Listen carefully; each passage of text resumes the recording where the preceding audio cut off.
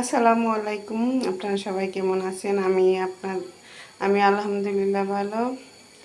আমি আপনাদের সামনে আরেকটা নতুন ভিডিও নিয়ে আসলাম। আজকের ভিডিওতে দেখুন, আমি আম ছোটো ছোটো করে কেটে নিয়েছি।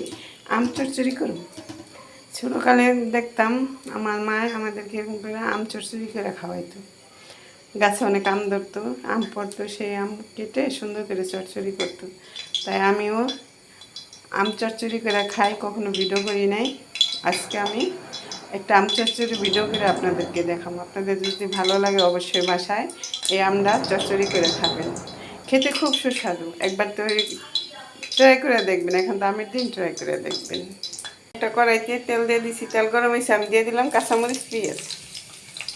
অল্প আম, তাই আমি অল্পই দিলাম, বেশি দিলাম না। কাঁচামরিচ পেঁয়াজটা আমি ভাজুম না, ভাজলে এটা কোনো থাকবো না, একটু হালকা নরম করে নিব। এখন আমি দিয়ে দেব, দেখুন, আদা রসুন জিরা তেজপাতা বাটা, এই আদা রসুন ধনিয়া জিরা তেজপাতা বাটা আর আদা রসুন, এগুলো আমি দিয়ে দিলাম। আর দিয়ে দেবো আমি হলুদ। টক তো একটু হলুদ বেশি লাগবে, টক জিনিস একটু হলুদটা লাগে না, তাই টক তো একটু হলুদ বেশি লাগবে। আমি দিয়ে দেবো একটু পানি। আমার মশলাটা ভালো করে কষাই নিতে দেবো, তার কারণ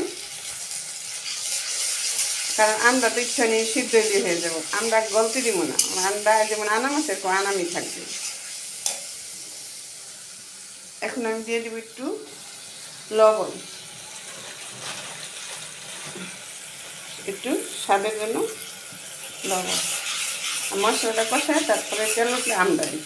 কষানো শেষ, আমি দিয়ে দেবো আমগুলা কেটে রাখছি, আমগুলা দিয়ে দিব। আপনারা রান্না করলে মশলাটা ভালো করে কষায় নেবেন, তাহলে দেখবেন তরকারি স্বাদ হবে। এখন আমি আমগুলা দিয়ে দিব। আমগুলা দিয়ে আমি কষাবো না, কষালে আম গলে যাব, তার জন্য আমি দিয়ে দেবো সাথে সাথে সামান্য একটু পানি। দেখুন, এখন আমি লাড়া দিয়ে ডেকে দিব। আম চচ্চড়ি খাইছেন কিনা আমার জানা নাই, অবশ্যই আমার কমেন্টে জানাবেন। দেখুন কত সুন্দর বলকে পড়ছে। এটা এমন করে রাঁধতে হবে যে আমরা যে না গলে, আমরা যেরকম আনাম সেরকমই থাকে। তার জন্য আমি অল্প পানি দিয়েছি, আর বেশি একটা লাড়াও দিব না। দেখুন আমার আম চচ্চড়ি হয়ে গেছে। দেখুন একটা আমও গলে নেই, সবটি আম ঠিকঠাক আছে। এই আমের চচ্চড়িটা আপনি যা দেখ খুশি খেতে পারেন, ডাল কোন, ভাত কোন, ভুদা কোন, খিচুড়ি কোন, সব কিছুতে খেতে পারবেন, সব কিছুতে খেতে ভালো লাগে। তো একদিন বাসায় ট্রাই করে দেখবেন, সুন্দর একটা গন্ধ বাইরেছে। আপনি সত্যি মিথ্যা একবার বাসায় করে দেখবেন।